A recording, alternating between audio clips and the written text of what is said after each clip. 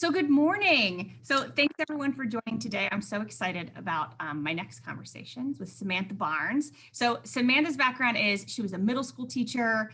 She founded a company called Kitchen Kids, a mobile company teaching kids to cook. Did I get that right? And then You did. know her from, she is also the founder of Raddish Kids, which is my favorite subscription box for kids. We get it every month. Just a really, really big fan because cooking teaches kids science, math, artistic, tactical skills. It's really wonderful. I can't say enough good things. So I'm really excited, Sam, for you to join me today. Good morning. Good morning. Thank you, Jillian, for having me here. I'm It's a really excited to be treat. here and chat with you. So tell us, in your words, what do you do? What's that day to day? So let's see. Well, I am the founder and CEO of Raddish, as you said. So Raddish is a cooking club for kids and families, and we ship across the country. And actually, right now, we ship across the world as well. Every month, it's a thematic cooking kit that gets kids learning, as you said, about math and science, geography, history, language arts, but also gets them making something that they feel really proud about, making something, for a family member or with a family member, and just really learning and growing in the kitchen. Our mission is giving kids confidence in the kitchen and beyond. And so, you asked what I do. Like for me, what I do is bring kids confidence and joy. I think food is this great connector, this great equalizer. Food is where memories are made, and every event, every special occasion, every moment that you sort of have solidified in your brain sort of happens around food. It could be, a happy meal, or it could be your grandmother's pie or turkey or a bowl of cereal. But sort of food leaves a mark in memory in our brains, I think. So what I do is help kids learn how to feel all those special moments, the kitchen. Love And it's that. really special to be part of people's childhood doing that, I mean, you're it's building pretty, it's tradition. pretty remarkable. What a great opportunity. Yeah. This is obviously around the holidays. My stockings are hung by the chimney with care. But this is it's a great way to look back on tradition. We'd never really had, monthly, as you kind of say, thematic traditions almost. But I mean, Halloween now will always be banana bread for my child. And that is totally Raddish Kids. He is obsessed. And so now, he knows Halloween is banana bread.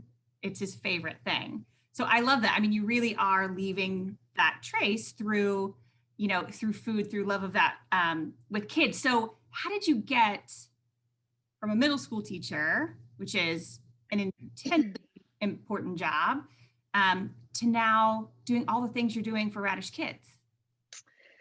So I was a middle school teacher, and I loved it. My passion was curriculum design and policy. And so I really thought that was going to be my career. I was teaching in outside of Boston for a few years out of college. And then my husband and I moved to the Los Angeles area, and I was teaching at a school here. And sort of on the side, started teaching some of my students to cook. It was something I loved. The kids were talking about the Food Network all the time in our at lunchtime. They'd come and sit in my classroom and they'd chat about the Food Network and all that. Like they're all these little foodies, but then they had never gotten to cook themselves. And I was like, well, I'll teach you after school. So I started teaching some kids after school, and then booked a few more private clients where I'd go into their homes on the weekends. And from there, it just kind of grew. So the first year I was teaching during the day, and then teaching lessons in the afternoons or evenings, or teaching birthday parties on the weekends a lot. And then after a year of sort of juggling all that, I decided to leave my role as a teacher And what I launched was Kitchen Kids. So we taught in private and public schools, city, municipality after school programming, grew it to have 6 locations of summer camp, had a staff of what we call culinary coaches. And it was a logistical challenge. So LA is huge, obviously. And you have, a coach that lives here and a class that needs to be taught here at this time. And it takes the coach longer to get to the class than it does to actually teach the class. I knew I really wanted to scale what I was doing. I knew there was a really big idea behind getting kids cooking. This was now well over 10 years ago, 15 years ago. So it was sort of more novel than we think of it now, and it's a little bit more mainstream. But I knew I couldn't do it driving around in my Subaru with like a, kitchen of tools in my trunk, stopping at every grocery store between here and, every freeway. So I had the idea to sort of pivot and turn what I was doing into a subscription kit. Again, you think back to 7 years ago when this was just beginning. Brands like Kiwi, Crate, and Little Passports had just been on the market, just barely. And so we launched as the first cooking kit for kids. We launched on Kickstarter. We launched in my backyard, in my garage, and it's grown quite a bit since then. We've shipped over 1 million kits, and last year we were ranked number 362 in the Inc. fastest growing companies, which was super exciting. So we've definitely been, the little engine that could keep growing and growing. Well, I love it. I mean, obviously it's a highlight. My son gets so excited every month when it's on the doorstep. He just absolutely loves it. So what have you found? Pandemic's been rough for lots of different people, but then also people are home obviously more. Have you found professionally, personally, any struggles? Have you found some difficulty during this time? I think, yes. Yes. But difficulty comes and goes, right? So like, I'm sure I'm like most people, especially, most moms working from home, like there are the good moments and then there are the really bad moments. We've gone back to lockdown here in Los Angeles, which in theory isn't changing a whole lot of what our life looks like, because we have been pretty much at home, but it certainly feels different sort of mentally. My kids have not gone back to school. We've stayed virtual the whole time. Most of their activities are not happening. So I think it is challenging to sort of have every day, when every day feels like Groundhog Day, to have that drive to sort of keep going every morning. And there are some days where I just reach the end of the day, I'm like, all right, I just want to go to bed, and because tomorrow we're going to start over. It'll feel the same, but like I just can't do any more today. Yeah. So yeah, I mean, there's definitely challenges. I would say we were in a position, very fortunate to have a product that families need and want during a pandemic. So feel very lucky that our company is growing during this time. Way too many businesses and brands are struggling. Yeah. And we are bringing families together. We're an educational product. We are providing a service that families, because they're not dining out as much, don't have activities going on. So, in a lot of ways, we have been really busy, which is great. I have a great team. Part of our whole philosophy is just a really flexible workplace. I really have baked into the culture a work-life balance, which really benefits working moms. And so the transition to be working from home really, at first it certainly felt strange, but then actually, a week into it, everyone sort of was like, oh yeah, now I am doing all these other things and also working in the same spot. And I think as a team, we really were pretty seamless into that transition. So yeah, I guess your question sort of just challenges. I mean, I think some of our challenges happen with growth, where we've been working on some back end tech stack for a long time, and it's like small baby steps, and I'm just like, let's just one done. I want to get to that next stage. So that's some of our sort of little challenges. Yeah. I have to say, so my next question is always, to counter that with where have you had delights, but I want to give a little shout out because I remember at the start, I mean, granted, it feels like a lifetime ago from when we first started lockdown, but I mean, I remember you guys very much stepped up and gave away at least 1,000 free kits to parents that were home. And that was a giant, I mean, that's a beautiful We delight. gave away 50,000 free kits. What?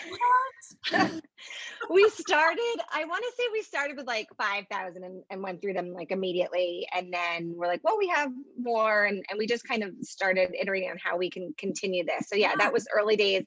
And that was fun. That was sort of, we've always been a fairly scrappy in our efforts. The way we put things together really quickly. We're not venture backed. So we have the ability to turn things around and go on them. And so yeah, my husband was like, well, what if who's our head of, he's co-founder, head of our marketing. My husband was like, let's give away some kits to these families that need them. And what was neat is we immediately, we did get a lot of press and traction right away with that. So that was cool because we ended up continuing to do that and ultimately gave away 50,000 kits. It was at the end of the day, it was a good business decision too, because we've been able to watch that cohort say, thanks for the free kit. And now I'm signing up, which wasn't what we set out to do. We truly set out to meet a need that families had. And we've since partnered with World Central Kitchen, which is an incredible organization. If you have any foodies that follow along, it's Chef Jose Andres' organization that went initially and work all over the world. But he initially went to Puerto Rico during the hurricane to serve families. And they are serving, kids and families and first responders all across the country by, basically getting kitchens that were out of work to work, giving, so supporting the local community and then on so many different levels. So we've had a couple of various fundraisers for them, and we're in the middle of one right now as well, where we're giving proceeds back to all subscriptions. So it's nice to be able to do that piece in a pandemic too. Oh, that's so beautiful. That's so nice. I didn't know that at all. And that might be my delight of the day, Sam. That's amazing. So you're doing good work and you're giving, the ability to give back, giving great balance and opportunities again, like homeschooling, e-learning parents like me to step away. How can the community, obviously not just Indy to my people, but, how could the community as a whole help show up, do something for you?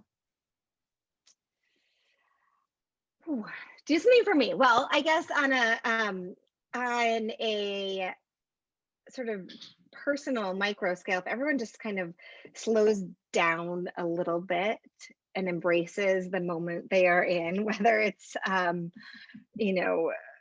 reading a book with their kids or cooking a recipe with their kids or listening to their kids and having a conversation. I think all of that really helps move the collective needle and resets the stage for how we are thinking as humans, treating other people kindly and doing good things. The way somebody can show up for me, I just think do something with your kids, cook with your kids, because that will fill them up, and it will fill you up in some way. And if it means you end up needing some recipes and content to go along with it from Raddish, great. If not, you made a yummy meal together. I love that. Also, y'all, if you get a chance for Raddish Kids, I mean, obviously, big fan. Because I'm not that creative as a mom to do, like, I can do math and, I'm not completely inept for teaching my kid things, but, it is a beautiful gift to I'm teaching myself patience because you want to mix for them, right? Or you want to do something for them. And so the math and the science and the meal is a wonderful thing. But the gift of it is that as a parent, like I have to work on myself. Like I have to slow down. I have to give faith and trust my kid. And if stuff flies out and we make a mess, well, then that's a little joyful too. It's been really good for my own patience and my own, again, way to just to chill, just to chill out as a mom. Yeah. I say cooking with your kids is a beautiful thing for that. So finishing up, and as always, trying to be aware of time of guests, but what do you at the end of the day, Samantha Barnes, when you're done with all of this and it's the end and you look back, what do you want that trace to be? What do you want that legacy to be? I love this question. I love thinking about it prior to this. I think there are a couple things. So, on the most basic level, I want to raise my kids to be really good humans, to know right from wrong, to be change makers in their community when they are older, to make a change and to love and be good stewards of their environment. And so I think, to me, like, I would like to be known for not being a good parent, because that's not what that's about, right? That's about like raising kids that are the sort of next generation. And then sort of in my world at Raddish, I think it's really important, and I didn't realize this obviously when I got started, but to me it's really important that I've created this culture that allows moms in particular to not have to choose between motherhood and work. And when as a teacher, when I was teaching, I didn't have children. So I really, until you have kids, you don't really totally understand that conflict. But I saw too many of when I first had my kids, I saw too many of my new mom friends that I met in Mommy and Me, that they didn't go back to work. And I watched them sort of have to make this choice. And I hated that they had to make a choice. And I was a little bit of in a privileged situation where I worked for myself. So I didn't have to make the choice. I could always juggle everything because that was what motherhood is. And running a business, I never took a maternity leave or anything crazy like that. You could always just keep doing 5 more hours in the day. But I hated that my new mom friends were making the choice, and too many of them were really smart, bright, capable individuals who could contribute to the work in their community and couldn't figure out how to and still be a good parent. So to me, it's really important that the waste culture at Wish allows people to do both. And so I think that was sort of a secondary realization when I sort of just organically set out and put that into our mission and our values and our ethos. It wasn't until much later that I was like, oh, that's real thing. Like, I'm glad I did that. I did it organically, but of course, like, that's how it should be done. And so I think helping other women and other business leaders realize that is an important quality, and that they can have a business that does both, and you're not sacrificing like work ethic by doing that or anything. So really making it available. And I think COVID, we've all learned, if for people that are fortunate to be able to work at home, that in many ways, you don't need to be in an office 40 plus hours a week to be efficient. So I agree. I do hope that COVID is one of those things that kind of has, and I think it started, but it has knocked out a bit of this hustle culture. Show us that, oh, no, that's not quite healthy. That we can be amazing and still have balance. Well, thank you so much for your time. Thank you for sharing the story of Raddish and what you're hoping to accomplish and all the good that you have done and the trace that you are leaving. And I'm so grateful for your 30 minutes of time with me. Thanks, Jillian. I was so glad to be here and chat. It was such a nice morning. Thanks so much.